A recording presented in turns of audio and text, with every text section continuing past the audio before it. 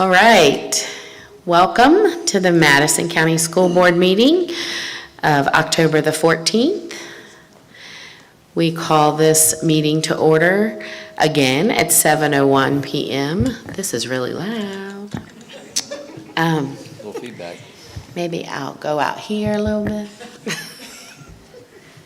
Picking my voice up. I don't know that I need it because, you know, I'm loud anyway.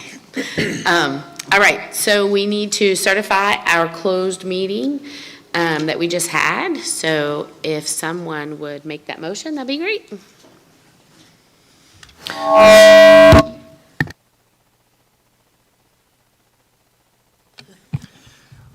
Whereas the Madison County School Board has convened a closed meeting on this date pursuant to an affirmative recorded vote and in accordance with the provisions of the Virginia Freedom of Information Act, and whereas Section 2.2-3712 of the Code of Virginia requires certification by the school board that such closed meeting was conducted in conformity with Virginia law, therefore be it resolved that the Madison County School Board hereby certifies that, to the best of each member's knowledge, only public business matters lawfully exempted from open meeting requirements by Virginia law were discussed in the closed meeting to which this certification applies, and only such public business matters as were identified in the motion convening the closed meeting were heard, discussed, or considered. All right, we have a motion. We need a second. Second. We have a motion and a second. Any further discussion? Ms. Patterson, will you call roll, please? Mr. Marks? I certify. Mr. Sheets? I certify. Mr. Wingate? I certify. Mrs. Wood? I certify. Mrs. Collier? I certify. Right. Our next agenda item is the Pledge of Allegiance. We invite you to stand.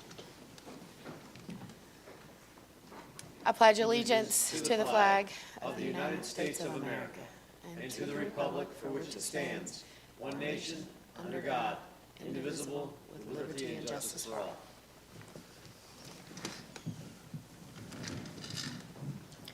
And now we will have a moment of silence.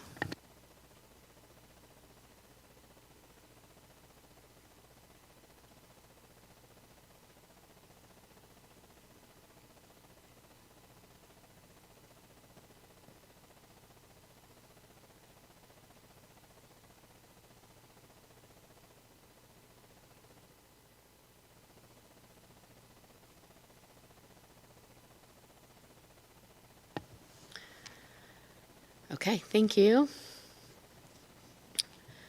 Oh, we gotta bring this up.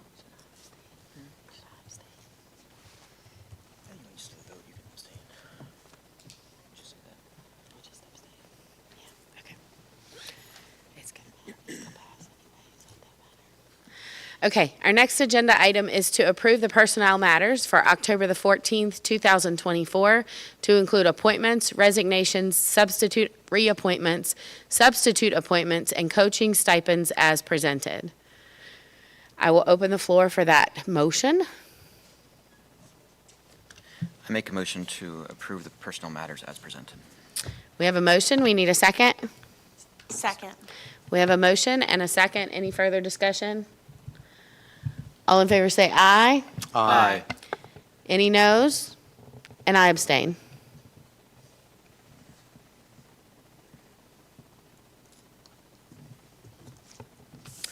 Our next agenda item is to approve the release from compulsory attendance for religious exemptions for students number 9, 10, 11, and 12 for this school year.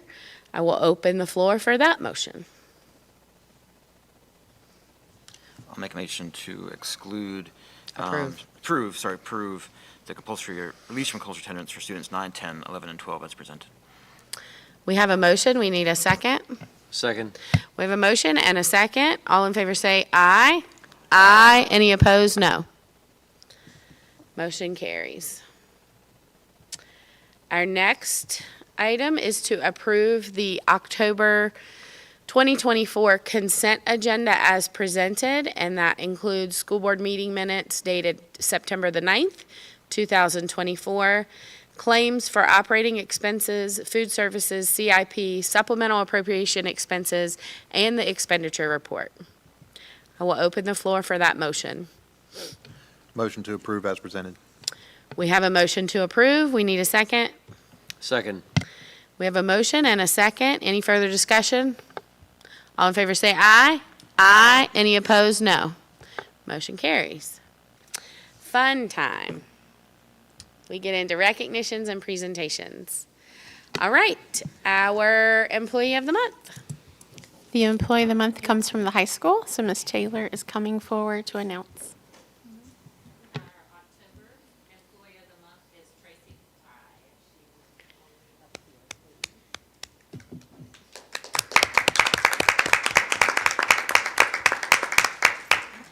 Taking on a new role can come with its fair share of change and challenges, and one must be willing to practice perseverance, persistence, and tenacity. In other words, they must be willing to give their best effort. October's Employee of the Month, Tracy Fry, is doing just that. This year, Tracy made a transition from her role as attendance clerk and stepped into a new role at MCHS as our Secretary of Counseling. She transitioned to her new position during the summer and spent time learning all she could about her new role in her effort to be prepared to best serve our students upon their return. Her hard work has not gone unnoticed. According to Jillian Smith, Director of Counseling, this new role comes with a variety of duties and much to keep track of. Tracy is always eager to learn and very open to feedback and guidance as she acclimates. The relationships that she established as our attendance secretary with students, parents, and faculty are certainly assisting with a faster acclimation to the counseling secretary role. She takes pride in her work every day and wants to do everything to the absolute best of her ability. Tracy is a wonderful addition to the counseling team. We love getting to interact with her on a daily basis. I present to you Tracy, our Staff of the Month.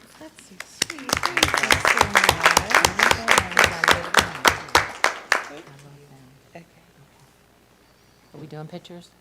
Okay.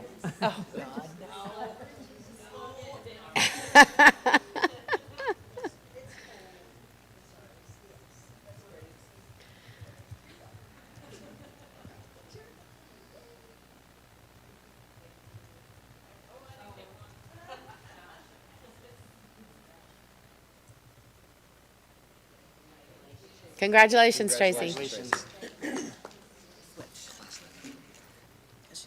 you want me to go ahead? Okay. Next up, we have our Senior of the Month for October, Mr. Charles Brooks. Charles, if you would join me to the front. After being selected as Madison County High School Senior of the Month, Charles Brooks had garnered immense praise from his teachers who have described him as one of the finest young men on our campus. His cheerful, good-natured, hard-working, kind, intelligent, curious, thoughtful, and friendly nature have made a significant impression upon our faculty. They couldn't say enough good things about him, emphasizing that he has worked his hardest throughout high school to be where he is today. One teacher even went so far as to say, "The world is a far better place with him in it. I am a huge fan." Charles' academic achievements and dedication to community volunteering clearly indicate his excellence. His presence has had a positive influence on the school community, and he has worked so hard to achieve his current Madison County High School standing. Furthermore, Charles' unwavering work ethic is a testament to his dedication. He constantly strives to perform his best in the classroom, on the football field, and when volunteering in the community. His commitment to his studies, in particular, is genuinely commendable. Notably, he is the first student to assist those in need without being prompted and volunteers annually at Madison Day to support and aid those in his community. Charles undoubtedly embodies the qualities of a Madison County mountaineer, a sense of immersed pride for all. May I present to you Mr. Charles Brooks.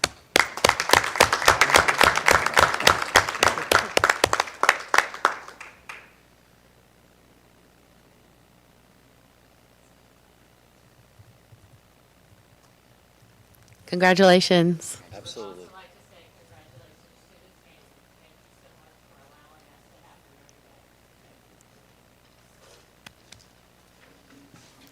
That's awesome. Thank you, Ms. Taylor. Okay, our next agenda item is public comment. The public is welcome to come forward to the podium and state your name and what part of the county you live in. And you will have 3 minutes to address the board.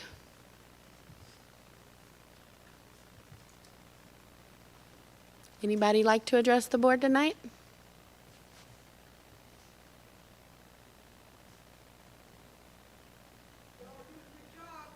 Thank you. Thank you, Lisa. All right, moving on. Board members, do you guys have any comments? Nope. All right. Here we go. Okay, staff reports. We are going to hear from Waverly Yao, right? Please come forward. Let's go.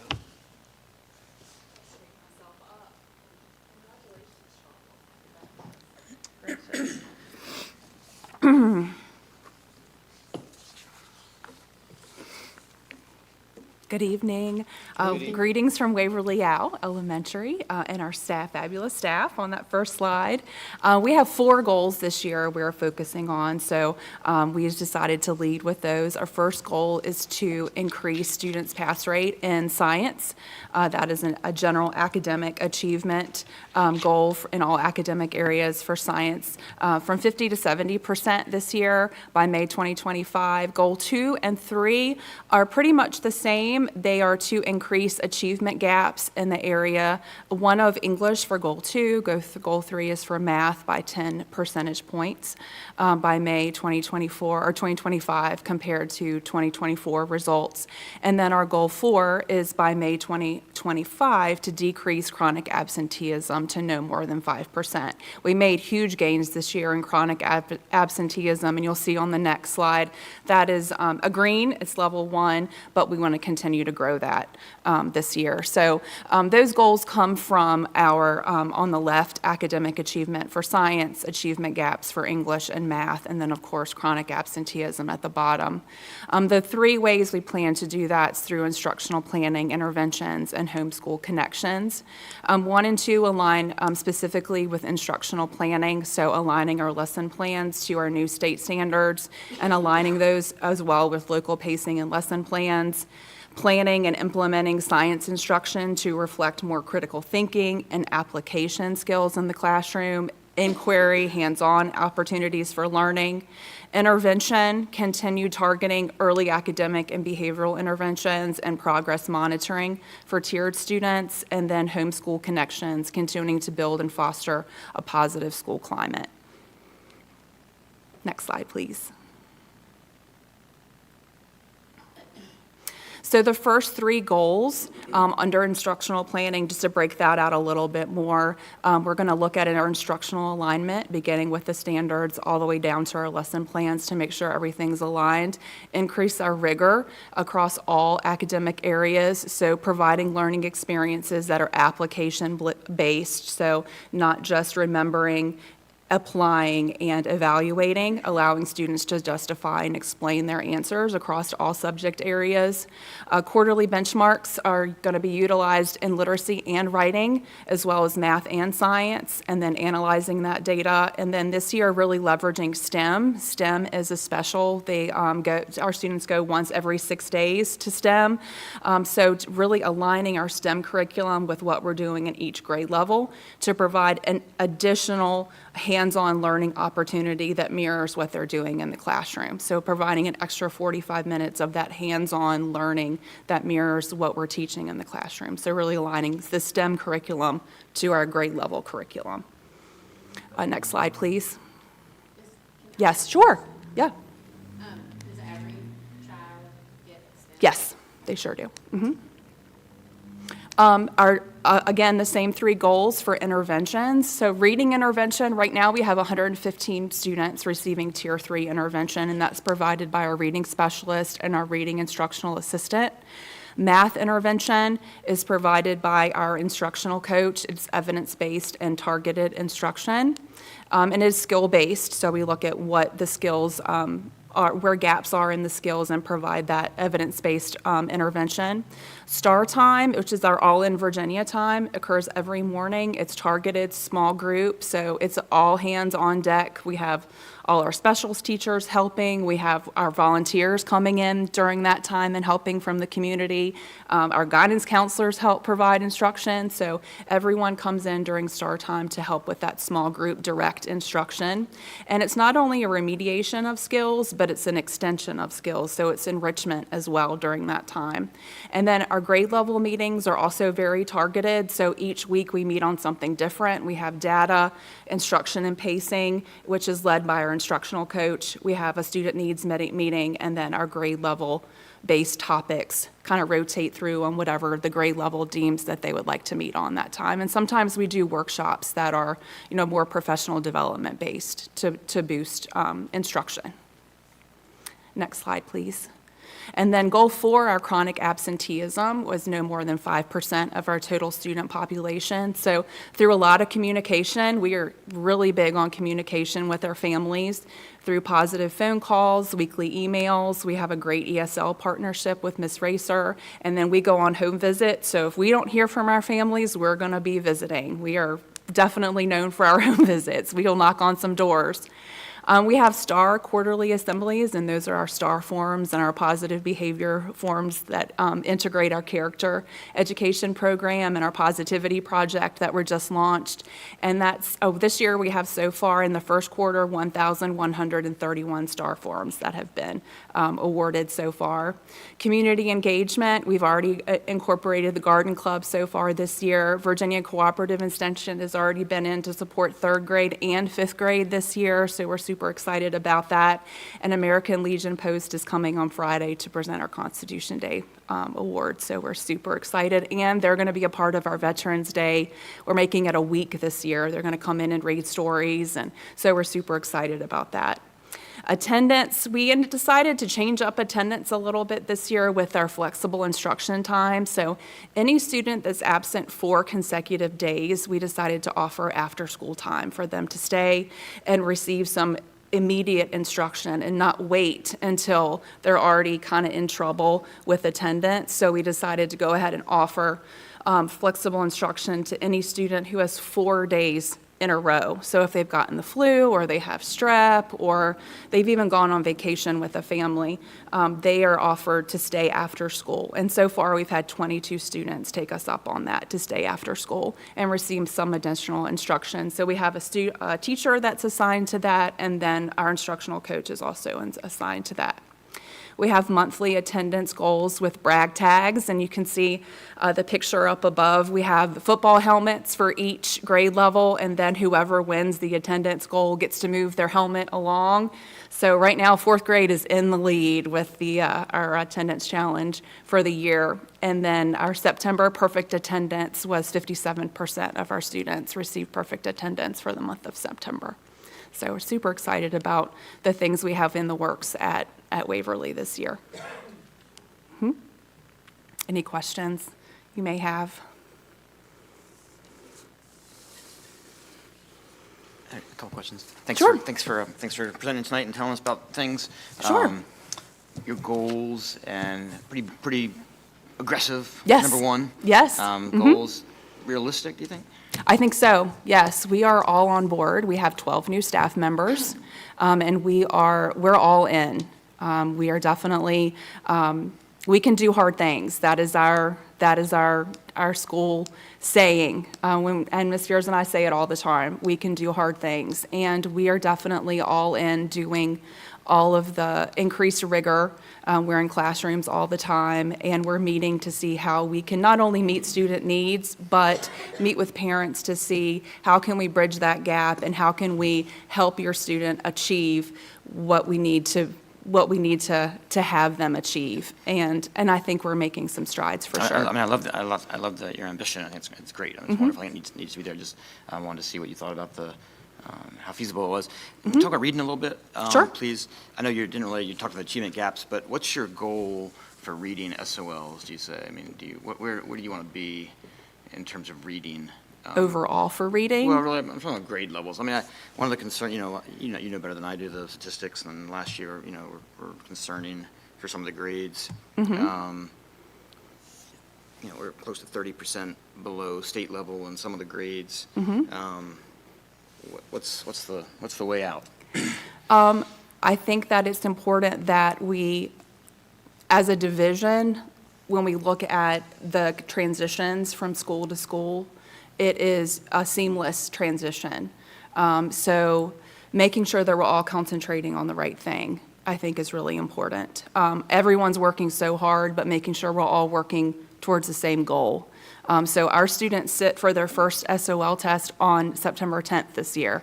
And so we have results from that assessment as a third grade, a fourth grade, and a fifth grade. So just making sure that we're doing all we can to prepare those third graders to sit for their first Right. student growth assessment on September 10th, and fourth grade, and fifth grade, and sixth grade, as they transition through. Just making sure that we're cohesive in preparing students for what's ahead, I think, is super important, to make sure we're concentrating our efforts where they need to be concentrated.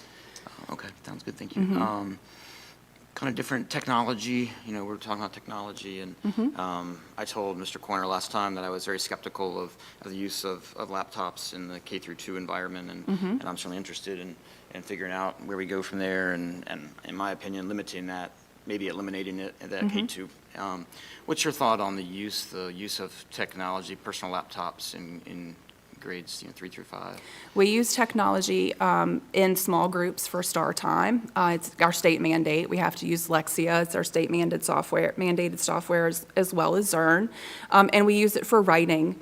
So students have to sit for an integrated reading and writing SOL. So they have to get that typing, practice using a word processing type program in order to sit for that integrated reading and writing, which I think is a reasonable thing to be able to do. I would say that our technology use, we have really cracked down on a lot of game type use. It's instructional use only, and we have really made that a priority. Less screen time is super important, and that what you're having students interact with has a purpose. What is the purpose and what you want them to get out of it? If you can't answer that question, then they don't need to be using it. Yeah, I love So, that. What's your guess, just a rough estimate, I'm gonna hold you to it, but rough, on average on a day, screen time for a student? I'm sure it varies a lot, but. It does vary, it does. Hour, 2 hours, half an hour? Too hard a question. And it depends. We do our assessments that way sometimes. So if it's an assessment day, it's a longer time.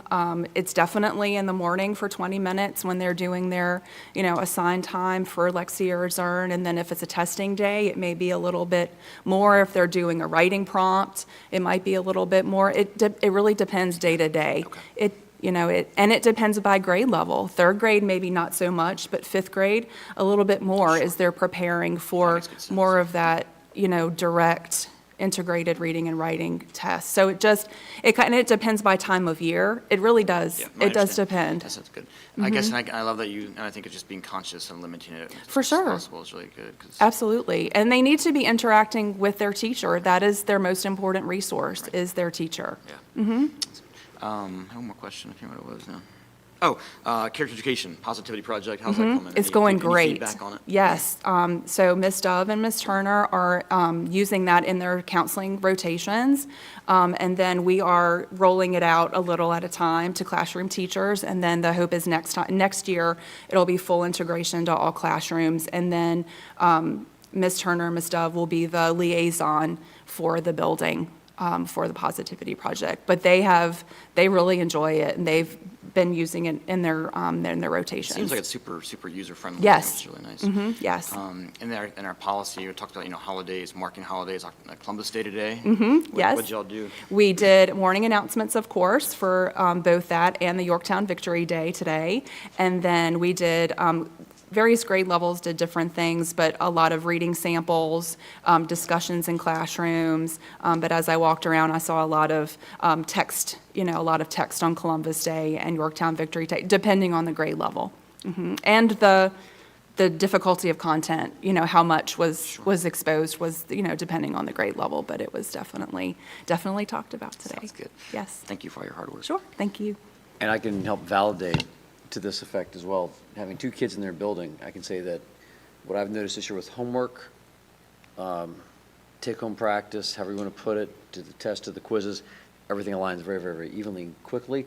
None of it is done on a screen. And almost all of it requires a little bit of parent intervention, which I appreciate. And I'll say for you both, that's been a tremendous asset. I know multiple phone calls, emails have come through, and then I know my kids love it when they get one of the Star Awards for whatever it might be. That is one of the first things that come out of the bag. And from what I've seen, most of everything that she said has been huge. And with the reading aspect, all of their vocabulary, all of their pieces they put together that they're learning with their parents, they then have to write a story with it. And so then they have to kind of critically think, write, and read, go through it. I think they've been well on the mark. I've been very impressed with how the progress is going, especially with my own kids, with the reading challenges. I know my son, at least since school started, has been through 8 books. He's on number 9, which one's by Navy SEAL right now, the Make Your Bed story speech that goes through. So I think you guys did a tremendous job of implementing this. When you went through it, I see it as a parent. I think it's great. And my kids' peer groups can say the same thing from their parents. You guys have done a tremendous job. Thank you. Thank you. Yeah, thanks for the star Thank you. report thing. I had a coach of my little soccer team, and the sister of a soccer team came running up to me the other day and told me she got a star report that day. Yes. And so that sort of thing, just that, she was so excited about it. It was so Yes. sweet and dear, so Yes. it's good work. So thank you for doing that. Thank you. Thank you. Any other questions? Thank you so much. Thank you. All right. Thank you.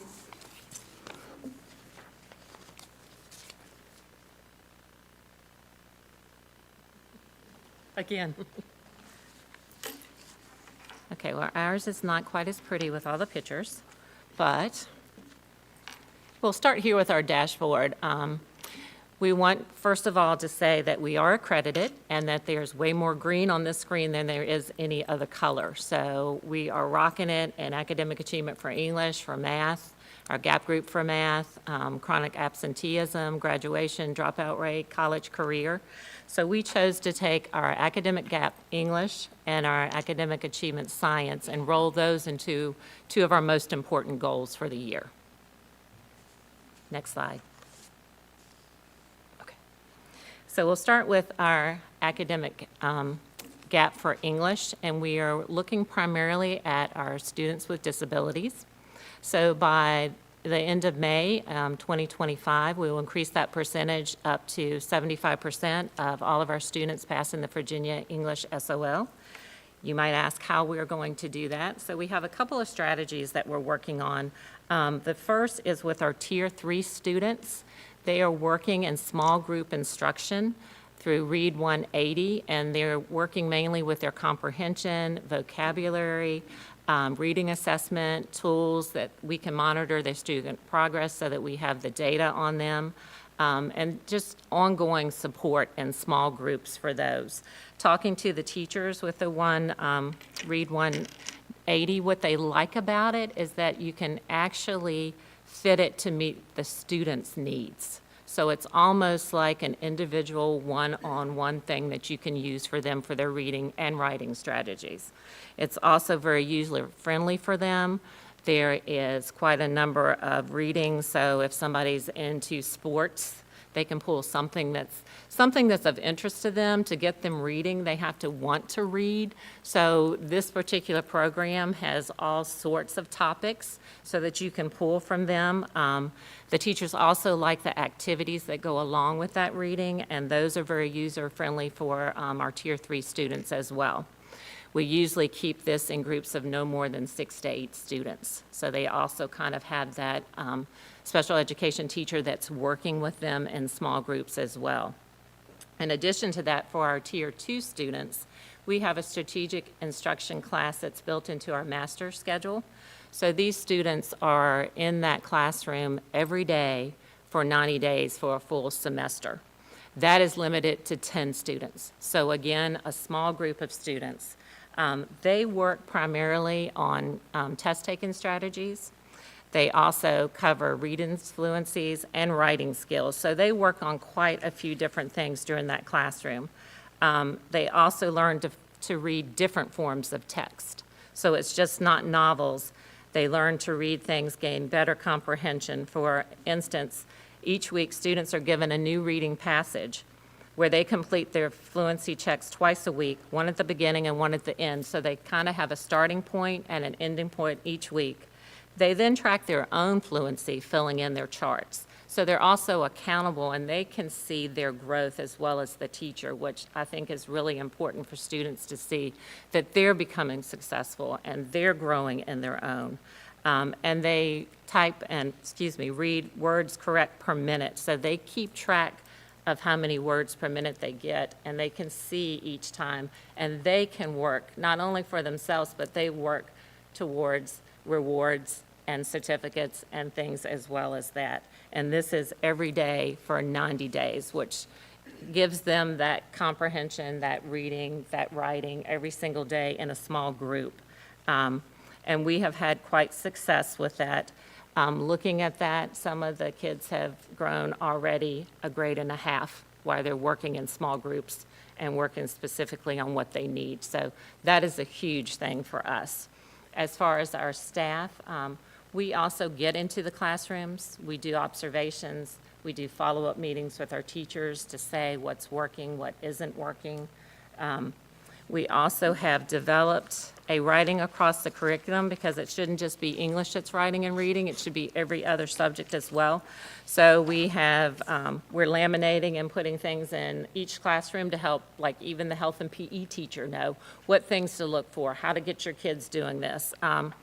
And we've got races, so they restate the question, they answer the question, they cite the evidence, they explain and give details, they sum it up, so that it shouldn't just be on the English teacher to help come up with this goal. It should be across the school, everybody.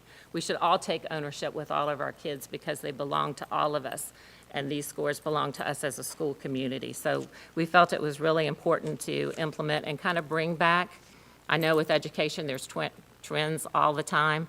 We felt like bringing back writing across the curriculum was real important for us, looking at the scores and where we are, and everybody needs to read and write.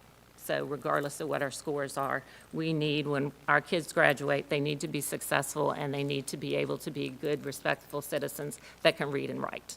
And that's kind of the bottom line for us on that one. Next slide, please. Our next one is science. This one, last year, we were not fully staffed the complete year. We are happy to say we are this year. And we have one new teacher. And what we did for this is we implemented an intervention and support block to mentor this teacher and to coach this teacher. So our ITL, our instructional lead, has a block where he can go in and work with her. And when she doesn't need instructions, he can pull out students that need remedial work. This is based on their PLCs and departments. When we sit down and we look at data and we look at strands and we see who needs what remedial work, he can pull the students as well as work with the teacher. And what we are finding is that that is helping the teacher in lesson planning. If most of our teachers are coming in without any type of education background, so what is a lesson plan? What is a curriculum map? So he has been going in and using the curriculum framework from Virginia SOLs, helping lesson plan, helping pace. This particular new teacher teaches biology, and that is a fast pace, so making sure you're keeping up on that pacing. And this we have for all semester, and then we have another teacher that will be doing that in the spring that will work primarily with our Tier 2 and 3 students to pull them out for remediation. One thing that I'm huge on is updating our science equipment to increase hands-on activity. Science should be hands-on. Not only including labs, we've bought some things like weather equipment where they can actually see and use what they're learning, PBLs, but we have a beautiful campus. We have a pond that kids can get out in. We have farming land that they could get in the dirt. We have rocks. We have all sorts of things that our kids can get outside. So we have encouraged and challenged our teachers not to sit in a classroom, but to get out go over the lecture, let them learn, but then take them outside and take that one step further so that they can see what they're doing. They can feel what they're doing. To me, that means far more than anything else. So our teachers have actually been to the pond this year. They have actually been out rock collecting. Then they would bring them back in. They've grown crystals in the lab. So we see a lot of PBL and hands-on, which I feel is just so important in a science classroom. We're also looking at our lesson plan templates. Mr. Karicky is over science, so when we have department meetings, we go through, make sure everything's on pace, make sure all lesson plans look good. And then we also encourage them to increase the rigor in their lesson plans. And that comes through a lot of just PLC meetings and sitting and talking to each other. What are you doing? What's working in your class? What isn't working in your classroom? And then tracking our science data, we're looking at using our 9-week aligned assessments, seeing where we need those that, can move on to something different, those that need the remedial work we pull out, and that ITL works with them. So being in the classrooms, knowing what's going on, and being there, I think in the trenches with our teachers really helps as well. Next slide. Can you hear me? Okay. Our next one, of course, is our professional learning support. We did a virtual lesson with a representative from Positively Project first with just our ITL so that we could get a good grasp of the program, and it is so user-friendly, He walked us through every little thing. I mean, there's announcements that you can use, there's lessons that you can use, there's projects that you can use. Our ITLs then took it back to their departments, and then we implement it. We do it 3 times a week during our homeroom. And if you go upstairs and you take a walk through the hallway, there are Positively Project posters that they have completed. There's little paragraphs and things that they've written on respect is our theme for this year. So we've done a lot with respect with the Positively Project. And I think we are rocking that. I have heard good reports from teachers, good reports from our ITLs, and it is working for our school. Our last one is our school climate. This is talking about absenteeism. We have already conducted several home visits this year. One in particular was for an 18-year-old who needed 1 class, and it was an elective credit, and she was not coming to school. So we made the visit. We woke her up. We made the visit. She was bound and determined she was going to do her GED. And I don't think she understood that that's almost like starting all over. You need 1 elective class. So we said, you will be at school tomorrow or we will be back. She was not at school, so we were back to wake her up again. She is since coming, and she is passing. So not only, I know that helps our numbers, but it helps our hearts because we want our kids to graduate. We want them to leave with something, that they can have. So we have definitely been doing home visits. We've been reaching out to parents. We've been doing attendance meetings. But something new that we're going to try for our Virginia Flexible Instruction Time is Saturday school. So we're going to be rolling this out. And we are just now meeting to get all of our ducks in a row. We're going to start with 1 Saturday a month. It will be the second Saturday. It will be 8 to 11. We will provide food. So they will have food there. They will have 1 certified teacher. They will have 1 admin who is certified, and then 1 of our intern admins that are certified as well. So 3 certified people to work on them. And whatever they need to work on, the letter that's going out, we're kind of talking about providing focused academic support for students who need extra help in specific subjects, including preparation if it's for an SOL, if it's for a final exam, if it's for a unit test. So our teachers will be there. Even though they're making up attendance time, we want it to be structured so it will help them academically. Maybe even just learning how to organize their time. But 8 to 11 is what we're thinking, the second Saturday of every month. So we will see how that goes. We did this in the previous county that I was in, and we were able to recoup a lot of our time for students. we were not successful there after school. And looking at our data from last year here, that was not a successful program either. So we thought we would try this and see how this goes. Parents, of course, would have to provide transportation to here and pick them up. But I think it will be a good thing that, you have 3 teachers who can sit down and help you not only gain your attendance, but gain some of your grades and things back as well. And that is it for us. Questions? Oh, I forgot to say Columbus Day. I will tell you that too, because I did have that too. We started with an announcement this morning, and then we had students in the history classes write 2 journal entries pretending they were part of Columbus's crew. They had to describe their experiences, such as conditions on the ship, the day land was sighted, when the environment was like in the new land, people they met, and what happened when they returned home. They will use this information tomorrow to discuss in class and compare their facts. So that is something that we did.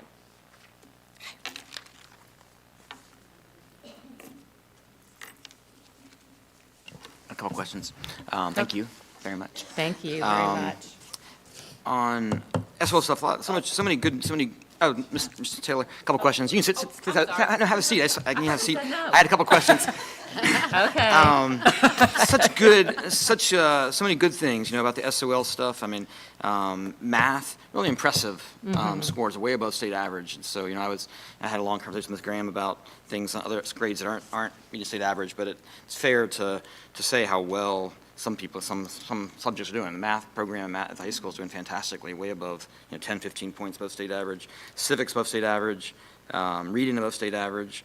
So commend you and all the folks, all the hard work that's taking place doing that. You talked about science a little bit. You talked about history a little bit. History is poor in terms of, and the score now across the state is pretty, in fact, we're higher than the state, but it's not good. Right, in terms of right. graduation, in terms of success rate. What's your thought about how we do better in terms of history? On history, we have been meeting, I would like to see a more collaborative work among the teachers to get in and to align their assessments, align the pacing guides, work on the framework a little bit more as well. But I think even just working cohesively more as a team would lay the foundation for everything else. You see that when you look at the math. They're definitely a team. They do a fantastic job. I mean, I miss my son going through there. Yes. He's always been passed around with such strong transitions through the math Yes, department. and That's I- a real strength. I think that's something that we really need to work on in history. We do not have that cohesive team, and when you're working together and supporting each other, Yeah.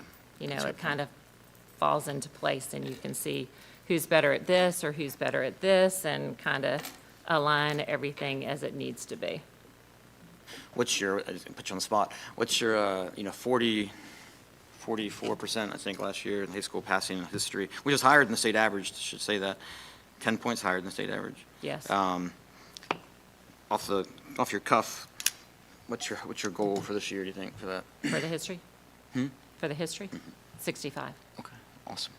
I like your We can ambition. do it. Your ambition, that's good. We can do it. Okay.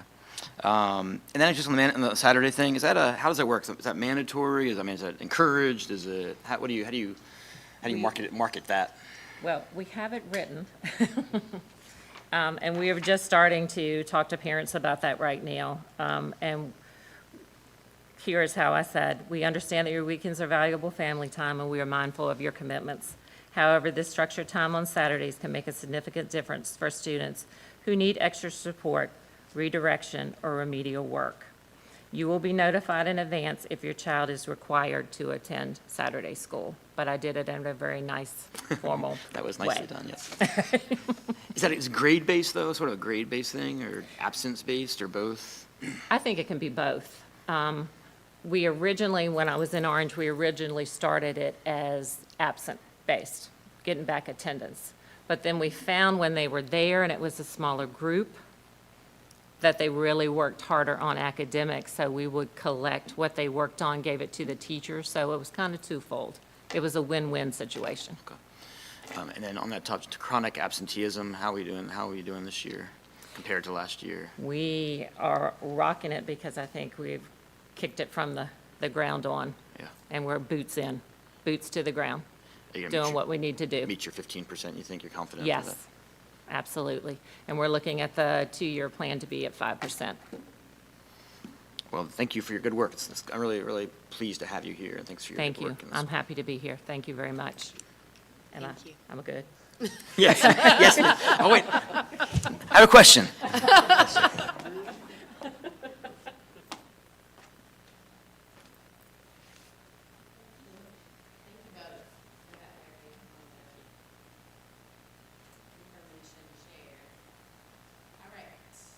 Mr. Dodson? Textbook. Oh, I went too fast. Sorry. It's all right. Ms. Jones, I was skipping over you. I'm You're sorry. you're perfectly fine. My presentation is short and sweet, so we'll get to it. We just want to share with you tonight the cycle for textbook adoptions.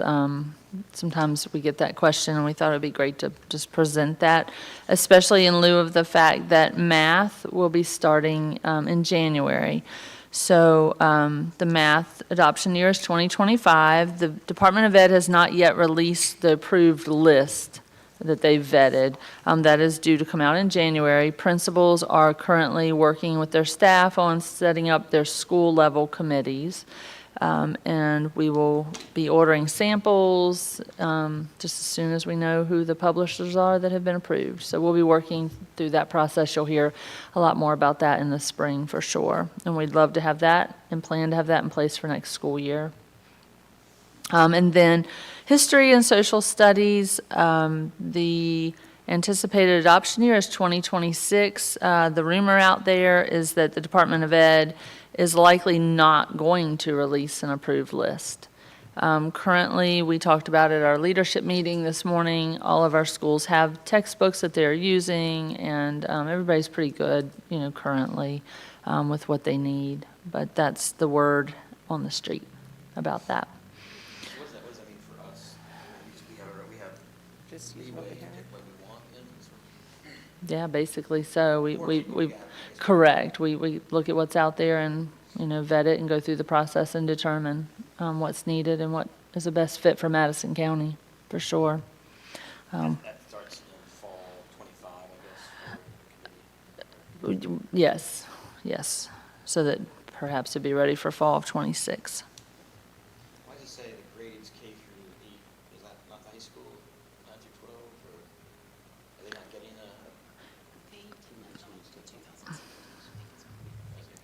Okay.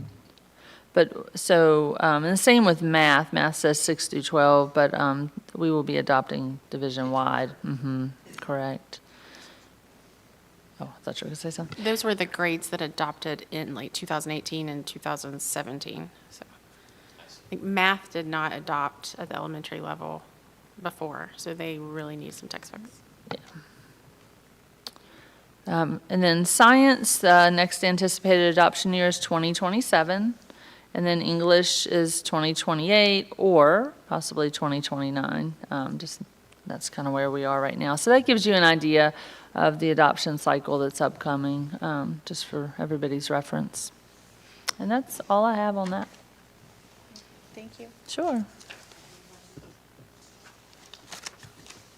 Okay, Mr. Dotson, sorry.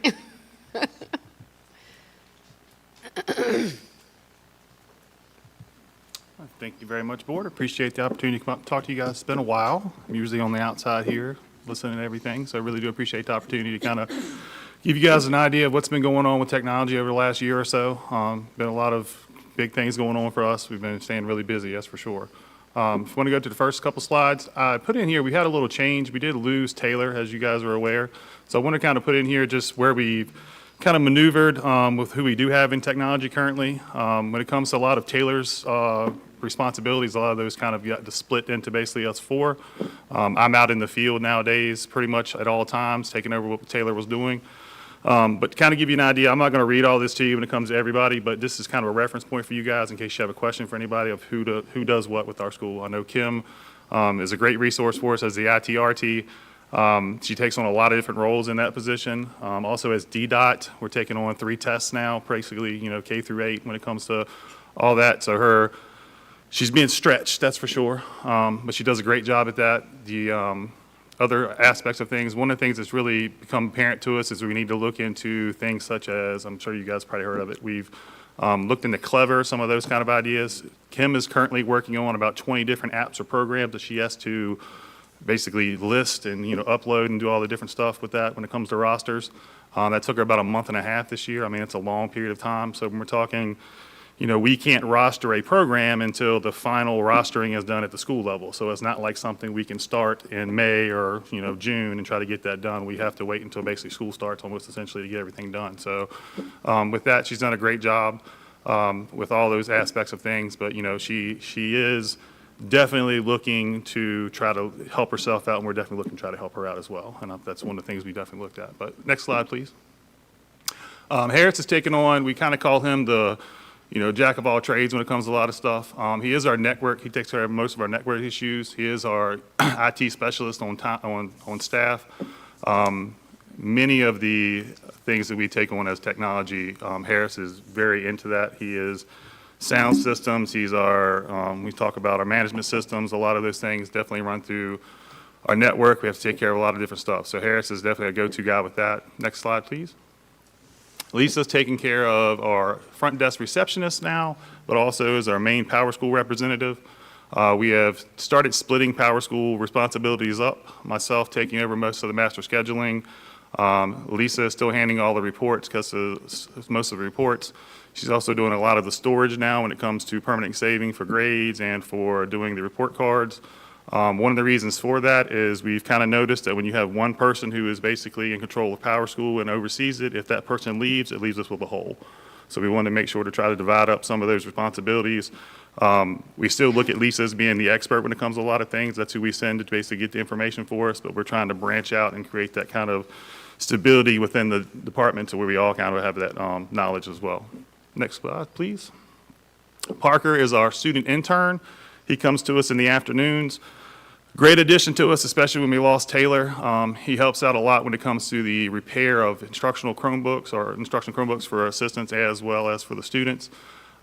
We give him space management and organization facilitator.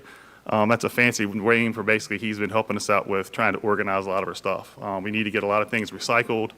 We're trying to get all of our stuff moved out of the spaces that are around the school systems. We have one trailer that's over at Wetzel that we're trying to get all of that stuff cleaned out so they can basically use that for their storage for themselves. I don't think that would be a big problem with Andrea. I think she would like that very much. Next one, please. This goes through some of the stuff that I'm responsible for. This is more along the lines of the overall bigger things that we kind of see as bigger policy kind of concepts. I'm not going to spend a lot of time on this as well. You guys can go through this and kind of take a look. But my job has kind of changed from a lot of this overseeing, making sure we're taking care of the tech requests, making sure we're taking care of the big picture ideas, to taking more, like I said, onto the day-to-day aspect of things that Taylor was doing on the, basically with taking care of tech requests and all that kind of stuff in the field. So still taking care of all this, but also added on some of Taylor's responsibilities. Next, please. So to kind of go through some of these things, I'll give you the final numbers on the tech requests, but outside of the tech requests, we also have obviously other things we have to get accomplished. To kind of give you an idea of some of the highlights that we did in 2023, we got an installation of an additional fiber line that's going to help us with basically moving some of our major aspects of things over to that. When we talk about HVAC, when we talk about the way our network was set up originally, all of our equipment, when you think about HVAC and you think about basically anything that's hooked up to the internet all goes through the same network. Passwords are the same. It's just not a good situation for us, so we started to move some of those things off. Some of you guys probably heard about some of the things Anna's told you that happened over the summer when it comes to our passwords and trying to protect all those things. So we've taken steps to try to make sure we have options, which is a great step for us. Power School update, professional development, we were able to give that over the summer. We had a lot of the secretaries show up to that. It was a big deal for us. When we say it's a big deal, we were multiple versions of Power School behind. To give you an example, we tried to take on the upgrading of our website along with our mass communication. One of the things that held us back was just basically the errors that were in Power School. We weren't able to fix those errors because at the time we did not have level data. which I'm sure you're very familiar with level data. With that level of data, it's very difficult to go through all the PowerSchool and fix the errors. When we talk about errors, it could be anything from somebody having accidentally put an extra number in the phone number, to not having a phone number at all, to just any kind of misstep. So anytime you have stuff like that with that level of data, you're basically unable to fix it. So we had, I want to say about 10,000 errors we had to fix before we could move on to the next piece. So with getting all of that done, we finally were able to get up to the newest version. It was a big change for a lot of our people who had been immersed in PowerSchool because the template looked different. You guys might have seen it here recently. So it was a change for us. We were happy about the way it turned out. We were able to basically, in many ways, transfer over a lot of our information. One of the things that was different about ours, we had a lot of what they call customizations within PowerSchool. Those customizations had been done by outside entities. They had gone out of business. We did not have the ability to go back into our, I guess they kind of hard-coded a lot of stuff into our PowerSchool. We couldn't change that, so a lot of those our teachers were used to, our secretaries were used to, so we tried to, as best we could, get those same things replicated. We did an okay job, couldn't do everything perfect, but we were happy overall. Replaced 40 teacher computers. This is about a half-a-day process by the time you take the computer from the teacher, download all their information, place it back on the computer for them, take it back to them. So we were able to get a lot of those done. We were really happy with those. We had any security cameras installed at the football field, central office, and bus shop. That was all part of our security grant. And then we improved our Wi-Fi services as well at the field house, sports fields, and the blue building. So we got a lot of stuff done last year, but that's outside of what we talk about with the tech requests. So next slide, please. So last year, we completed 2,284 tech requests. Just kind of give you an idea of what that is in terms of time periods of right now. That was about 718 in the first month or two of 2023. This year, we're at 738. So we're actually about a little bit ahead when it comes to the amount of tech requests we're actually completing. So these are all completed tech requests. What system do you use to track this? Currently, we use just the Google Forms. That's basically what it's been using for, that's what's been going on for the whole time I've been here, I guess, and before we were here. We have the ability to break it up. We've started doing things differently because it was, I wanted to be able to see what we were completing as opposed to just what it is, meaning, does it have to do with the password? Does it have to do with the network? Does it have to do with the teacher computer? Does it have to do with that stuff? So we started color coding and using dates and trying to use what we had more effectively. We've looked into different types of programs to try to run that process. The only thing that I don't like about those, our teachers right now are kind of unhappy about the form itself when it comes to having to go online and fill it out. I don't know how they're going to feel when they actually have to go to a different program, put in a password and all that stuff, which is actually more complicated than what we do right now. But, you know, we can definitely look into it. Some of those programs accept an email. So you just send an email to tech support at madisonschools.k12.mile, and it automatically creates a ticket. Okay, So all the teacher would have to do is send an email. okay. And it tells you what it does and everything like that? Okay. We Yep. can look into it, sure. Is that cost effective or, excuse me, is it costly or? I could be here all night, but it's my jam. I'll email you Okay, some application names absolutely. that Next, I've had experience with awesome, that are good. good. I think we looked at, it was the one that we just got rid of. It's actually part of the maintenance. School Dude? School Dude, yeah. School Dude had a variation of it that wasn't, yeah, and I think that was the one we attempted, and that's where we went away from. This one does all inventory. It'll track all your asset tags, the whole 9 yards. But Okay. Gotcha. I'll text you. Awesome. So VPSA, this is where I'm getting into kind of the funding when it comes to basically, when it comes to technology. I think one of the things that a lot of us, especially with teachers, they misconstrue what we can do.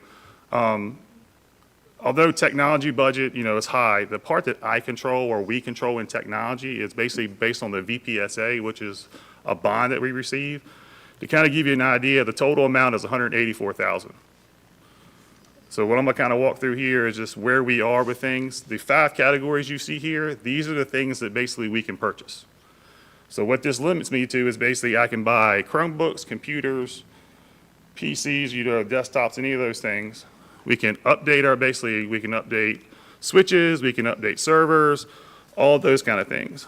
I can't buy document cameras. I can't buy projectors, any of those types of things. So when we're looking at stuff and trying to figure out what we can buy with the budget that we have, I'm always constrained by these requirements. So it's just kind of want to make sure you guys are aware of what we're looking at. Push, please. So one of the other funding sources we have is also E-rate. We maximized E-rate in 2021-22. This is when we basically, 21-22, we did the switches, we did the APs, we did a firewall. We also maxed out our E-rate last year when it came to adding the fiber line. I'd have to look at numbers, but you're talking, the way the E-rate works is all based on a percentage. I think ours was 80-20 or it might have been 70-30. You have to look exactly at the numbers. But basically, this was all hundreds of thousands of dollars that we were able to use a little bit of ESSER to pay for our piece of that. But that is something that, especially with E-rate 2, it's only available every 5 years. And since we maxed that out, we can't use it again until next year into 27. That is basically when you talk about schools taking on their major big projects, that's what they use. Next. So kind of give you an idea of what's changed. When I talk about the VPSA and the 184, the reason I bring that up is that's what's been the same basically since before I was here. That's been basically the number that the technology directors have been using to basically purchase their equipment. The biggest things that have changed over the years is now we are more than one-to-one at a lot of schools. A high school is one-to-one with all of their students, but when you talk about like Wetzel, for example, Wetzel now has carts. The carts have the equal number that comes into that class. So let's say there's 27 that comes into the class, but then the next class is 13. We have to put 27 Chromebooks in that class to be able to make sure we hit the highest number. We have to do that for all the classes. So even though it's more than one-to-one, so if you think about it, we do that a couple times, and we also add in Chromebooks that are going into electives like we didn't have before. The numbers just keep adding up.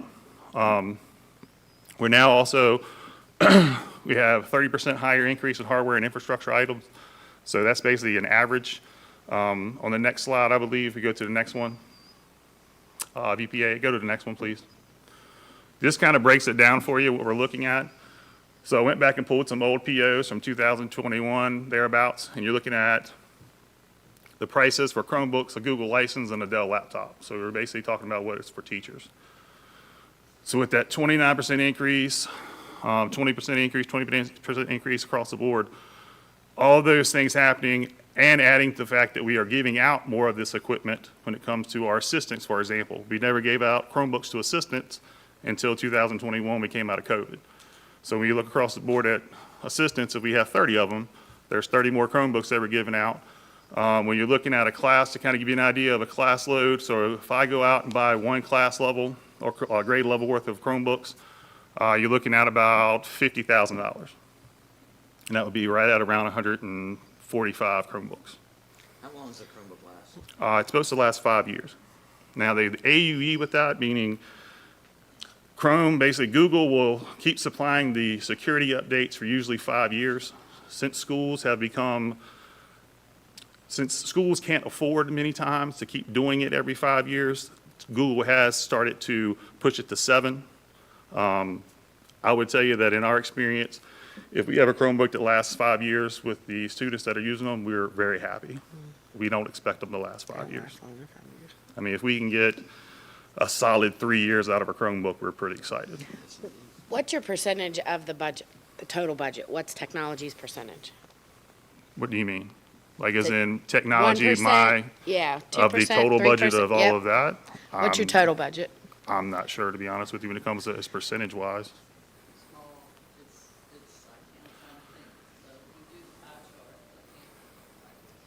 Less than 10, it might be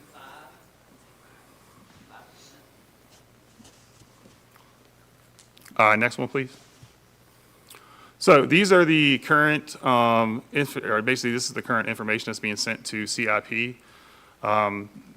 Before we had done this, CIP had not been asked for information, or not been asked. When I went back and looked at our 5-year plan, which is going to show up here in a second, That was one of the pieces that was talked about by Sam when he made the last 5-year plan, was that CIP was not something that had been used by technology. I think we had basically relied on grants, we relied on other pieces to try to pay for a lot of stuff over the years. So he had even talked about before COVID and all the things that happened in 2019, that CIP was something we were going to have to look at to be able to pay for things. Now, when we started getting major money from, the federal government and being able to cover a lot of things, it helped us for sure, but it definitely did still, it put parameters on the amount of money you could spend and what you could spend it on. So things that we could obviously fix and take care of, we did, and then other things we couldn't, because we were still kind of stuck in the same boat. So if you take a look at these are things that we were talking about that we've asked for. The new line panels go along with the high school in Wetzel. Those are to replace the projectors they have there. What we're looking at right now, when we did speak about the ESSER money, when the ESSER money came out and I was given a certain percentage of that, that is what we purchased, was the new line panels for Waverly, because they had the oldest projectors in the division. The other pieces come from some of the information that's given from the schools. I have Wi-Fi controllers there marked because they're kind of like the big ticket item that we want to get done that actually is hopefully going to be moved to operating. That's really what's holding us back from being able to increase or basically fix in a lot of ways the things that are going on with Wi-Fi. With talking to Magnify, which is our rep, our controllers are out of date. They don't make them anymore. We have to go to a cloud situation. With that cloud situation, it comes with an annual fee. That operating has to be decided by you guys, go through the board. So we couldn't, obviously use any kind of grant money or anything like that to be able to buy the controllers, because you don't actually buy them anymore. It is not a hardware that you buy. So kind of put us at a disadvantage for sure. Is that the issue? I'm an absolute idiot when it comes to technology, I first admit. But I didn't mean see to, the rumblings. I wasn't agreeing with you. I'm just, okay, sorry. should agree. I didn't mean it like that. I didn't mean to go, I didn't mean that, sorry. But I do have rumblings about primary school internet. Yep. Is that related to that? Is that Yes. is that the issue? Yeah, they have some of the newest APs. So we were able to use, like, for example, E-rate. So I'll give you an example with, I'll give you an idea of what happened with MPS. When MPS was remodeled, they put new APs in, we were able to put the new switches in with the E-rate, but when it came to the controller, the decision was made to put the old controller back in because it was too expensive at that time, I think, to try to get the cloud system at that time. And then if you did that, it would also put only the primary on the cloud system. Everybody else would still have the controller, so it would have to be everybody doing that at the same time. That's the information I have at this point. That's why basically we're having some of the issues there, is we have to, basically what we started doing is every morning we wake up, 6:30, 7 o'clock, we restart all the controllers to make sure that everything's trying to roll. We've been doing that since basically the beginning of school when we started hearing some of the rumblings of the issues. So that's the best answer Magnify has for us right now, is to basically try to restart the controllers every morning to make sure they're up and running, and that's what we do. Next one, please. All right, so to kind of get back to this. So with all the things that we've been talking about, one of the other pieces that we wanted to kind of get into was the Technology Advisory Committee. With the information that I've kind of given you guys, and kind of with the challenges is basically the way you need to put it, that's going to face us in the future with trying to keep up with everything that we are, move into the 21st century even more, try to help our kids out. We wanted to make sure we had a good representation of the entire county, not just, us trying to make decisions with what's best for the money, with the money, but also trying to get some parent input, but also trying to get, other people trying to talk to the board about what we need to do with, Madison County and stuff like that for the future. So what we started to do, talking with Anna, we do have this advisory committee that's going to be established. We're shooting for our first meeting to be on the 24th, which I think is on the next slide. But to kind of give you an idea of what we're looking at, myself, I'll be the chair. I think, Nita, you've agreed to be on the board as well. I didn't want to put your name up there yet because I hadn't had a chance to talk to you yet. But we're looking for our first meeting on the 24th. ITRT is also going to be a part of this. We've gotten representatives from all the schools. I have reached out to some of our local distributors and our local reps that are familiar with our system, that have been working with us. Unfortunately, within the community, we don't have a whole lot of technology companies. One of them we do is Clark. We work with them a lot, so I've reached out to them. Magna hopefully is going to also give us a representative so they can come in and kind of give a overall perception of what they see as well. But what we're looking at for this is basically trying to use this to also rewrite our 5-year plan. to make sure that we're, the first one was 2019, it was revised in 21, and then we revised it again in 23.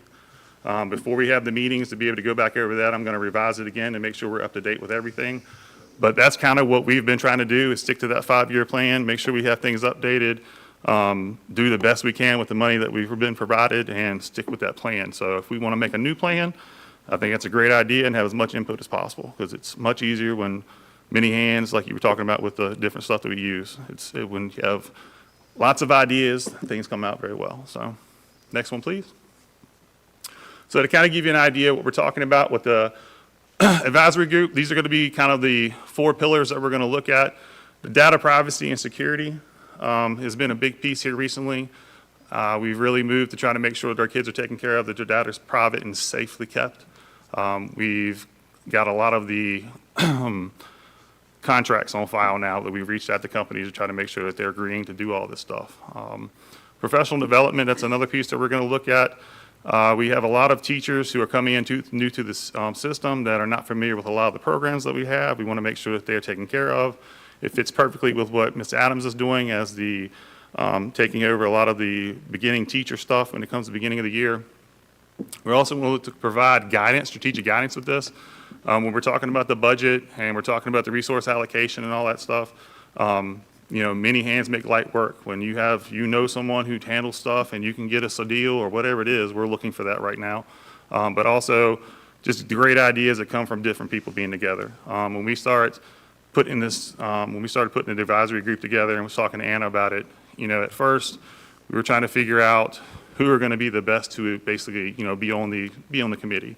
Are we looking for veteran teachers who have been here for a while? Are we looking for new teachers that we've been here for a while? We started talking about sometimes it's actually great to have the teachers that don't have a lot of experience in it because they're coming from a different angle. So we've tried to diversify our group and make sure that we're extending it out to just about everybody who wants to participate. We do have a couple community members that are also going to participate, so we're very excited about that. And next. And then this is your digital learning minutes. This was something that Anna asked me to put on here. We did get the information. I think, Mr. Wingate, you asked about it earlier. So this is basically your device per week. So within a week, you have 2,100 minutes. So this was the information that was provided to us from the schools. This is K through 5. So the first one you're looking at here is, I believe, Madison Primary School. So we're looking at about 125 minutes per week at the kindergarten level. I know we were looking at those questions earlier. This was given to us. Anna sent out a survey basically of the teachers asking them exactly how long they spent on digital learning basically per day. So this was the information that we received back. So you're looking at basically the highest being about 345 out of the 345 minutes per week is what they were looking at. Equates to about 20%. Is what we're looking at. I think kindergarten was like 6%. Next. And then this was Waverly.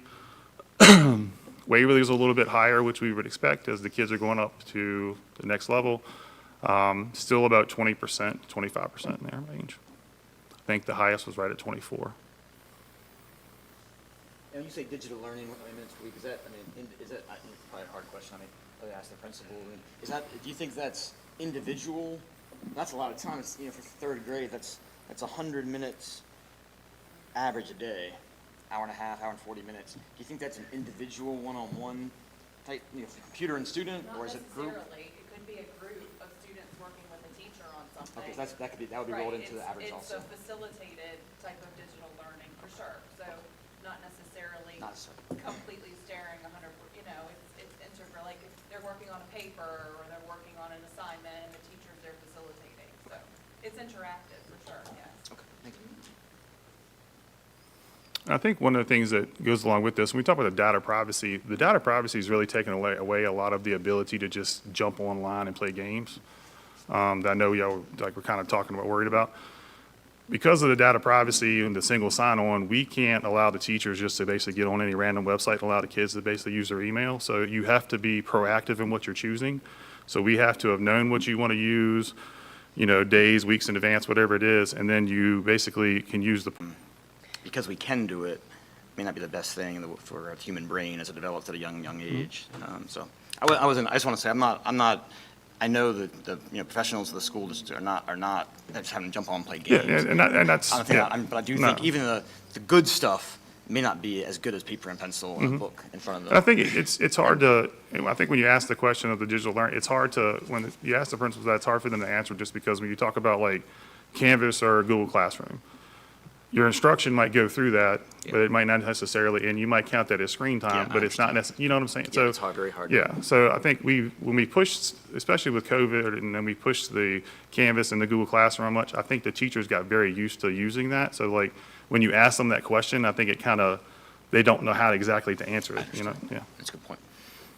I think I that think was. too, Go ahead, sorry. I'm sorry. I think too, if, you guys are looking at Clever, or ClassLink is Clever's, Ford versus Everett Chevrolet, is Clever's competitor. I think that will also support that one-stop shop, right? Yep. We have ClassLink, and it focuses the kids on, Yes. now, you're gonna have off-task Yes, behavior, because yes, that's what yes. kids do. And that's what Absolutely. teenagers do. and Absolutely. That's what they're gonna do. But redirecting and, getting them back into those programs is important. Yes, ma'am, and that's It kinda will what I was- also help Kim Oh, absolutely. Cut down on her roster time. those programs. Absolutely. Yeah, so, And that's, anyway. we looked at it, I think this year especially was different because we did have Zern come in, we had Lexia come in, Read 180. We adopted a lot more new programs this year to go along with a lot of stuff, so it was very evident, as opposed to It's a years national past. trend. Very, just as opposed to last year, like when you start throwing in the extras, I think it just became, we were just all sitting there like, I share an office with Kim, so I mean, I'm sitting there watching her every single day and what she's doing, so, Yeah. we're interacting about it. I'm excited to be on that Mm-hmm. committee. Thank you for the invitation. Absolutely. But, and I could talk about this all night, so I'm not going to, because we all want to go home.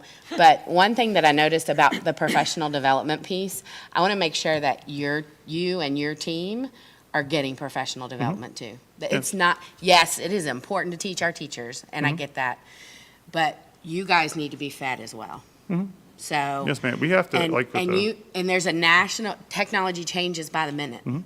And there's all kinds of consortiums that you can join. Some of them are free. I just want to make sure y'all are getting Yes, ma'am. fed too. Yeah, Because you need to completely be agree. fed. Yes, I completely, and we do, part of the VPSA, we have to spend a certain amount on, and we do, unfortunately, I don't want to say unfortunately, we look to spend it on the teachers first to see where we can do things. That's one of the things we use for the most recent Power School stuff, but definitely agree with you. I mean, that's one of the things we got At to do. is make sure we're minimum, going- yeah, at minimum, the research says that technology professionals need 5 hours a week Okay, of learning themselves. So I think that's important. Mm-hmm. My people are allocated 5 hours a week to learn and not put out fires. It is important. It's just as important as a teacher having a time for a PLC. It's just as important. So I encourage that, I advocate for that. Mm-hmm. You guys need to feed yourself. appreciate it. Yes, ma'am. Okay, I'm done until the meeting, sorry. Thank you for your attention. Thank you very much. That's great. Absolutely, not a problem. Any other questions? Good? All right, thank you, guys. Thank you. Thank you.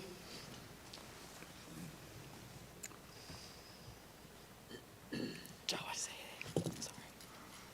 Did y'all want to say anything or have questions? I'm sorry. Look, y'all. I can raise goats and feed horses and do technology. We all have our passion. Sorry. We all have our passions. That's right. It's okay. All right. What's next? Oh, another favorite of mine. Okay, FFA National Convention in Indiana. Yes, so we are bringing this to you, and we do apologize that, yes, they are going on this trip next week, but that's okay. Usually, when this group okay. goes on trips, they're usually in a competition. So it got a little overlooked that when you're going out of state, and if you're not going on a competition, it actually, I can approve competitions. The board actually has to approve kind of learning trips that are out of state. So you'll look at all these sweet faces, and we know that after you hear their presentation, that you're going to approve this trip, which may seem last minute, but they've been planning for quite a while. So I'll leave it up to them. Good evening. I hope you guys are doing well. My name is Chase Berry. I'm one of the FFA advisors here at the high school. This is my first year here, but I'm glad to be back in Madison. I graduated in 2017, so it's really great to actually be back here and working with the kids that I was once one of them. This trip to Indiana, I've been twice now. I took 5 kids last year, and we didn't compete either year. We were pretty close. But to say this trip, I have all these things listed up here daily of what we're going to do, but that's just a little token of what actually is going to happen. These kids are going to be able to talk to different colleges and different career fields when they get there to kind of network what they're going to do with their lives, but also to meet with people from across the country in different FFA units, just from different states. And that's just important on itself because we won't be getting ideas for our people just within Madison County. It'll be from, Texas, Indiana, Arkansas, just all across the U.S., and even Puerto Rico too. So this is going to be a really great trip. We have it planned out, I'd say, pretty well. But do any of you guys want to come up and say anything about the trip? I don't want to take the stage, but you guys got it. Yeah, so we wrote up a little speech about like why they should go and why it's benefiting them. But I think it's best to have a student tell you that rather than me and Mr. Berry come up here and go on and on about it, because they're the ones that will get the full experience, not really us. Well, thank you for having us here. My name is Isabella Dietrich, and I will be reading the speech on why National Convention is going to benefit us. The National FFA Convention is a great opportunity for students involved in student leadership roles to explore agricultural education while providing numerous advantages that enhance their academic experience and personal growth. The annual assembly draws over 65,000 members, educators, and advocates from across our country. The convention offers a distinct platform for students to connect with industry leaders, take part in career development events, CDEs, and foster vital leadership abilities. Given the significance of these experiences, attending the National FFA Convention is one of the most influential opportunities that they will be a part of while at MCHS. One notable benefit of attending the National FFA Convention is the exposure it affords to practical applications of agricultural principles. Through CDEs and networking with industry professionals, students can acquire insights into diverse sectors such as agribusiness, horticulture, and environmental science. These interactions not only enhance classroom learning, but they also assist students in comprehending how their studies correlate to prospective career paths. However, the value of this event extends beyond mere academic enhancement. It fosters a sense of community and belonging among peers who share their similar aspirations. The National Day of Service event that students will participate in while attending the FFA National Convention correlates with the character education program that students participate in while in homeroom. The Day of Service fosters a sense of community and leadership in a hands-on learning environment. In short, the National FFA Convention is a great opportunity for students to network with colleges, develop leadership skills, explore careers, and inspire the next generation of future leaders. Bravo. Do you guys have any questions? How are y'all getting there? You driving or flying? Yes, we'll be driving either one big SUV or 2 vans. We have the funding for it, so I know flying, we looked at flying. I've looked at it for the past 2 years when we went, and it was quite astronomical. And I've driven there before, so it's actually a very nice drive, especially when you get past Ohio in the mountains and it's all flat and you can see for miles. I just bought a horse from Indiana about 2 months ago. It's a nice drive. It's a nice drive. It is. Were your numbers limited? I mean, did you limit it, or just limited with interest was limited to the 5, or? So the 5 was because we offered it to our officers because this is the first year that they're going here. And some of our officers already had other prior obligations that they had to attend. And so we got 5, but it's a sight out there, because here you see 4 of the Blue Jackets, and out there it'll be like 70,000. That's crazy. Anywhere you go, any restaurant you go, in any hotel, They're all the same. anywhere you go, you'll see a Blue Jacket, and it's honestly gives you the heebie-jeebies Yeah, when you that's think awesome. about it. So Are you all officers? You guys the officers? yes, ma'am. We Yes, sir. also limited it because last year, with just one teacher, that's 9 hours by yourself driving. And I was worried, like, if something happened to me, how are we getting them back? So I said to them last year, if they put in the work, they competed well enough, I would take the officer team if we got a second teacher. So we got Mr. Berry. And there's also SOLs when we're gone.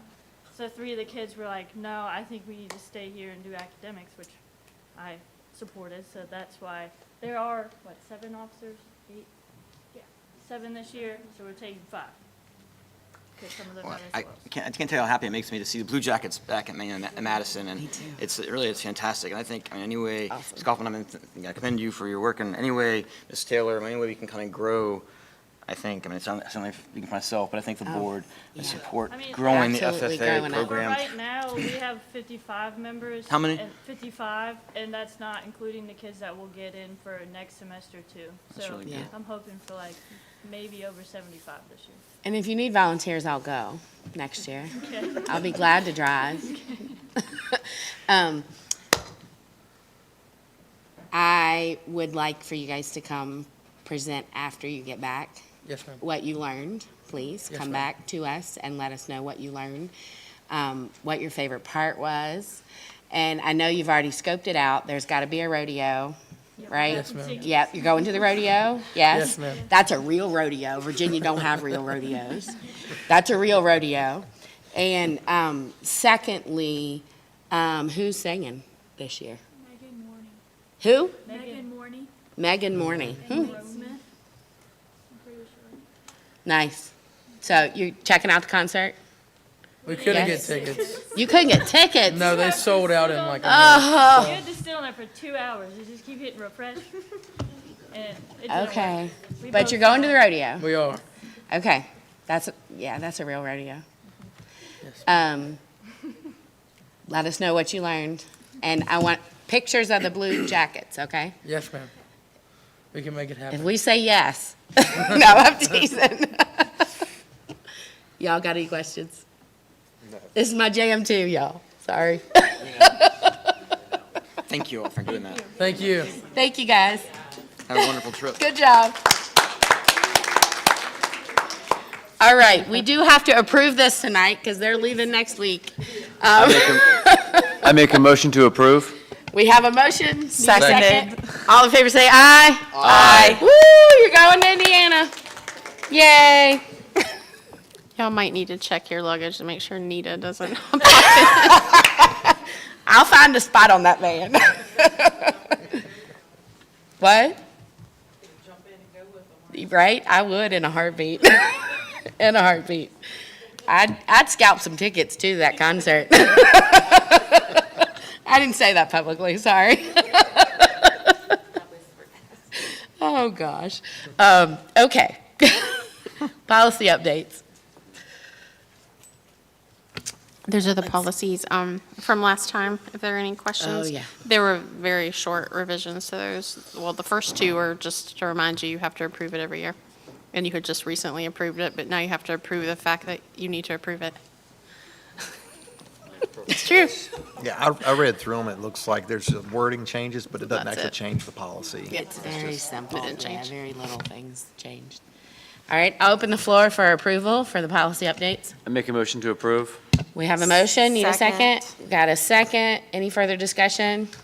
All in favor say aye. Aye. Aye. Any noes? Motion is approved. Supplemental appropriation, non-locally funded program, federal funds. Anybody have any questions about this? It's the money coming back to us, basically. Yeah. Okey doke. We just need, Reimbursement, that we overpaid? For prep, it's Medicaid money that comes back. Oh, God, okay. so you put it out and then they send it back. Okay, we need to read that exactly the way it is since it's an appropriation. So I'll open the floor for that motion. Motion to approve reimbursement checks received from Frontline Technologies in the amount of $12,630.45 and Piedmont Regional Education Program in the amount of $81,792.60 for a total of $94,423.05. A supplemental appropriation is needed to increase the FY25 budget and spend the funds. On June 7th, 2024, we received a deposit of $12,210 from the Virginia Department of Education, VDOE, to pay for Lexia licenses for the period of 10/1 of 2024 through 9/30/2025. This state funding will be part of the FY24 carryover funds that goes back to the county, but needs to be appropriated to the FY25 school budget. Okay, we have a motion I to second. approve. We have a second. Any further discussion? All in favor say aye. Aye. Any opposed? No. Motion carries. And we have a video greeting from our school board representative. Yes, she is at a volleyball game again that got rescheduled, so she was very sorry that she could not make it tonight. So she made you a video. We can't play the video tonight because when sound plays here, it turns off the sound at home.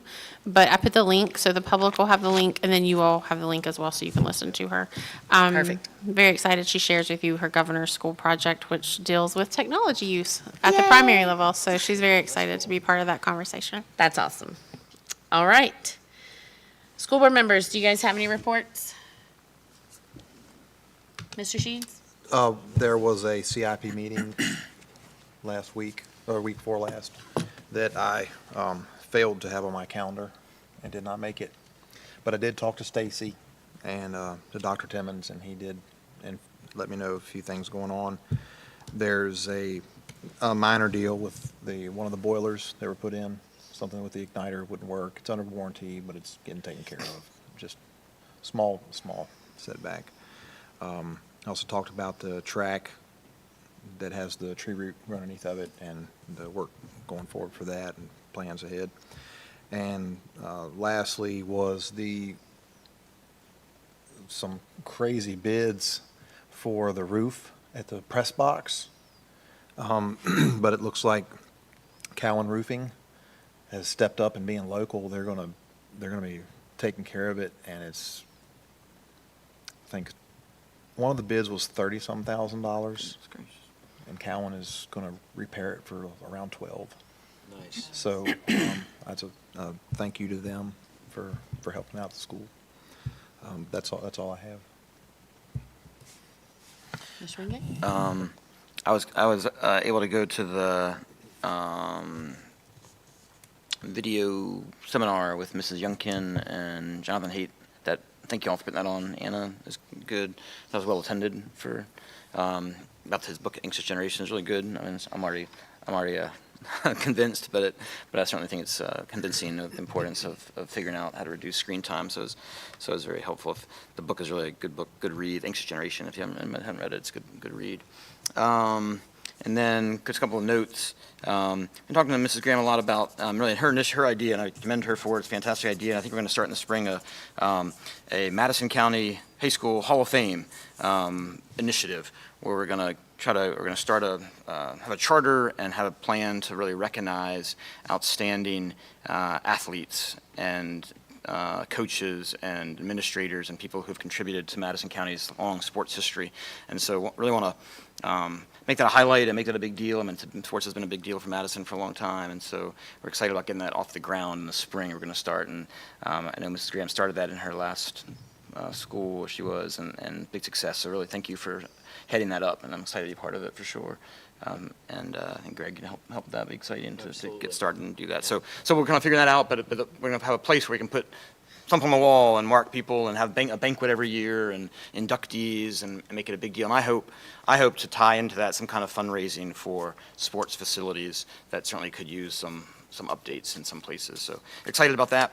And then last thing I want to say is, again, talk to Mrs. Graham about this. Figuring out a way to tell good news stories. I mean, there's so much good stuff happening, and it's easy for us to focus on things that aren't going great and problems and stuff. But so good for Madison County and for everybody to know a lot of the good work that's happening. I mean, I just started jotting some stuff down. Chronic absenteeism, so much better this year.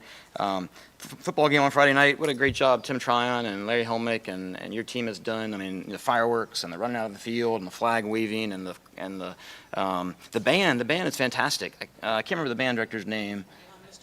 But a fantastic job. There's so much. I mean, vastly improved from last year.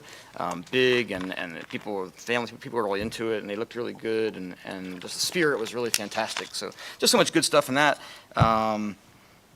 High school flexibility. I mean, I'm now speaking of high school because my son goes there, but I'm sure it's going on other places. But there's so many children who are pursuing goals that aren't the old model where they're in school every day.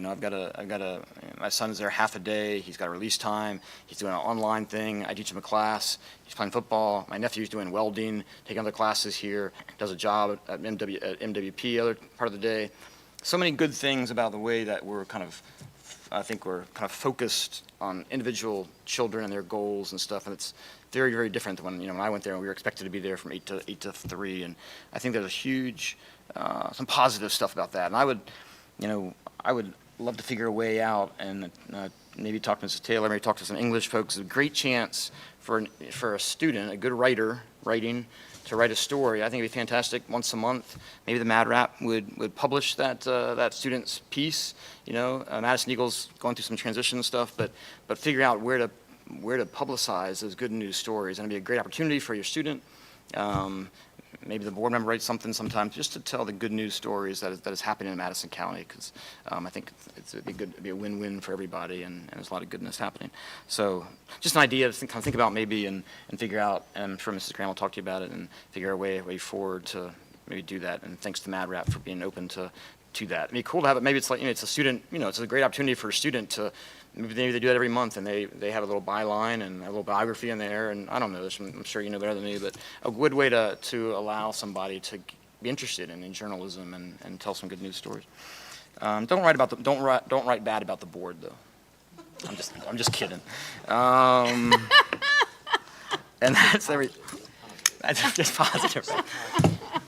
I was joking. That's all I have. All right. What you got? Most of what I've reported, I'd already spoken, dealing with the wonderful staff over at the Waverly Owl. That has been a tremendous validation, seeing like what their plan was, and then actually being like, hey, yes, this is what's happening with my kids at least, and some of the people that I know. And it's good to see some great things going through Madison. And the fireworks at the game, yep, I'm with Chris. I think it's kind of cool, a little bit different. And seeing the crowds back in and the stands packed up is great. School spirit being a healthy piece, and then, man, those kids that go into the 4-H piece, that's FFA. I mean, That would make a great article. because I know the kids at Culpeper School where I work, and my classroom's right across from all of them. They are planning that right now. They live stream the event to the class where the teachers are going, so they can see what's going on. And what a tremendous opportunity, because with Madison's backbones being just bred deep in agriculture, man, our roots are right here in that, right? You can't deny it. And what a tremendous opportunity for them. That's beautiful. And it's not going away. People think No, it's going no. away. It's not going away. If Nita has There her were way. 5,000? 6,000? 5,000 or 6,000 people that attended a homesteaders conference just over the mountain this past weekend. And people are not going to continue to rely on grocery stores. Just going to say that. Just got to put that plug out there. We're going to grow our own food and buy our cows from Clay and eat them. Okay. Gosh, I've lost my train of thought. Sorry. So we've had a couple, since our last meeting, we had a couple cell phone committee meetings. We've got some good stuff working on there. I can't speak highly enough of the students that are in this meeting. Like, they are phenomenal kids. Like, so I know I plugged them privately and I plugged them to themselves and to their parents, but I'm just doing it publicly too because they're just really good kids. And honestly, the overwhelming results that they've gotten from their peers is that everybody's really more than happy to put their phones away, which is really good. So I know we're kind of looking into some different options for basically encouraging the kids to kind of keep them away for the day. And I personally said my kid can leave his phone in his car. Like, I think that's his best option, or at home. Like, he doesn't need it during the school day anyways. So we're still looking at some different funding for like solutions for those who are kind of caught with their phones out and things like that, for just different ways that we can kind of have them held accountable. A lot of it's going to be a lot of parental involvement and making sure that, you know, if I'll use my child as an example, if he's caught with his phone, then I'm the one that needs to come pick it up. Like, and so that's going to be a really big thing. It's going to be very inconvenient for a lot of parents, I'm sure, but, you know, that kind of trickles down too. So I've also just kind of want to say, so like, we're going to have another meeting and kind of hash some things out before our next board meeting where I think we're going to kind of present everything. And then I just also want to say thank you, like, to the high school. They invited me to chaperone the bonfire on Thursday, and I almost messed it up because I thought it was from 8 to 10 instead of 6 to 8, and it was Aurora Borealis Day too, so like it was really cool. Like, as everybody was leaving, the whole sky was purple, and it was just a really awesome thing. So just and on top of that, like, my son's in the middle school, he had their cross-country team just did districts, and that was pretty cool, and they invited me over to help out with some fundraising stuff. And so just kind of being in the schools over the last couple of weeks has been pretty awesome. So just thank you guys for allowing me to do that as well. So that's all I got. I attended and ran the prep board meeting 2 weeks ago. 2 weeks ago? 3 weeks ago? I forget, because I've been gone I went to the state fair with, 30 Madison County kids who were showing animals. We had great success. And then, so we had a prep board meeting. Really, the theme of that is the future of prep and how they are finding some space in Greene County, hopefully, fingers crossed. So our kids won't have to, the ones that attend prep won't have to travel as far to get there, and those providers won't have to travel as far to get to us. So we're excited about that, excited about the future of that program. That program will be leaving Albemarle County, and they're looking at spacing in Greene County schools. So, that's the theme there, and that's all I have. I missed a special ed advisory committee meeting, sorry. I was at a national technology conference, so. I just have a few things. Yes, ma'am. First of all, for Columbus Day, Yorktown Victory Day, the primary school and the middle school wanted to share with you as well, since the other two schools shared. Primary school, they did, each grade level had different activities. So it was things like learning songs, doing some read alouds, and studying some maps, like following the path of exploration. And then the middle school, they did an info clip on Wake Up Wetzel, but then they also had a scavenger hunt throughout the building to see if kids could answer different questions. So that was what they did today. And then I wanted to remind you all that next Thursday is our big school board visit day. We'll be at the high school starting at 8:30. So 8:30 to 9:30 at the high school, 9:40 to 10:40 at the middle school, 11 o'clock to 12 o'clock at Waverly, and then 12:15 to 1:45 at the primary school. The primary school visit will include lunch with the kiddos. So it'll be a good day. And that's all. Thanks for doing that all in one day. It's much more better. More better. More better. All right, anybody else have anything else for the good of the order? Motion to adjourn. We need a second. We are adjourned. Thank you all. Here we go, the finger. I know. Going to the button. My kids called and texted 5 times. All right, let's see. Do it. You ready? I get fired up about that stuff. It's fun. Good stuff. Oh.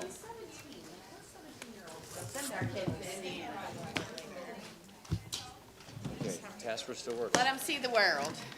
That's what I was worried about. I was like, we're gonna die in a minute or something. If Siri said it, what does that mean?